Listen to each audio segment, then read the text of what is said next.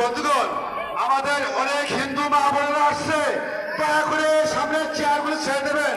আমাদের হিন্দু বোনেরা মা বোনেরা আসছে, এদেরকে বসতে দেবেন। আপনারা একটু সামনের চেয়ারগুলো খালি করে